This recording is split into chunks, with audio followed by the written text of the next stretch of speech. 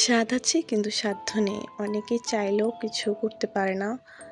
তারা অনেক সময় চায় যে হ্যাঁ, আমিও বিড়াল পালি বা আমিও সাহায্য করি বা তাদের আর্থিক সমস্যা বা বিভিন্ন কারণে তারা হতে পারে না।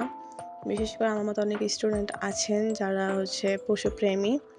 তারা অনেক টাইমে আর্থিক হোক বা আশেপাশে অনেক কিছুই থাকে, যার কারণে অনেক টাইমে চাইলেও পারে না বা অনেকে তাদের নিজের সাধ্যের অনুযায়ী আমি আমার সাধ্য মতো করার চেষ্টা করি।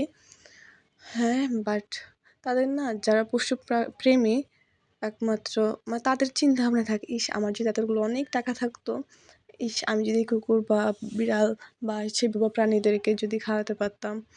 এত রাস্তা নামলে দেখা যায় যে এত পশু পাখি ক্ষুধার্ত, তখন চোখের পানিগুলো আটকানো যায় না। আসলে এত খারাপ লাগে।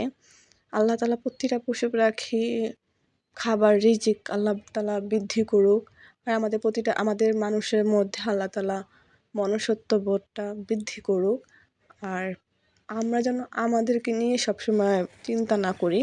আশেপাশের মানুষ হোক বা জীবজন্তু হোক, গাছ হোক, প্রতিটা জীবজন্তুর প্রতি যেন আমরা দয়াশীল হই। আল্লাহর কাছে এইটা চাই এই রমজানের উপলক্ষে। খুব খারাপ লাগে যখন দেখি একটা বুবা প্রাণী ক্ষুধার্ত, তৃষ্ণার্ত। আর আমার আশেপাশের মানুষগুলো তাদেরকে আরও আঘাত করে। জিনিসগুলো দেখলে খুব খারাপ লাগে। কেন ভাই? তোমাদের কোনো ক্ষতি করতেছে না, কেন তোমরা ওদেরকে আঘাত করতেছো? কেন ওদেরকে কষ্ট দিতেছো? এই বুবা প্রাণীগুলো তোমাদের কি ক্ষতি করে? কেন ওদেরকে এত অত্যাচার করো?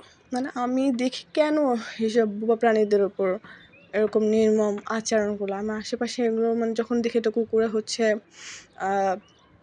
ঠ্যাং কেটে দিতেছে, তারপর মেরে চামড়া তুলে দিতেছে বা দেখতেছি চোখ উপড়ে ফেলতেছে। এইসব জিনিস যখন দেখি ঠিক থাকতে পারি না। আমার ভয়েস এগুলো বলতেও বের হয় না। কেন ভাই? তোমাদের কি ক্ষতি করে ওরা? কেন তোমরা ওদের সাথে এরকম আচরণগুলো করো? এই পৃথিবীটা কি শুধুমাত্র মানুষের জন্য? আল্লাহ তাআলা কি শুধুমাত্র মানুষের জন্য কি তৈরি করছেন? এই বুড়ো প্রাণীদের কি তাদের বাঁচার অধিকার কি নাই এই পৃথিবীতে? তাদের কি থাকার রাইট নাই?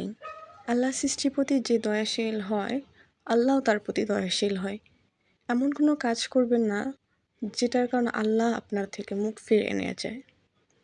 পৃথিবীতে চলুন প্রতিটা প্রাণীর প্রতি আমরা দয়াশীল হই।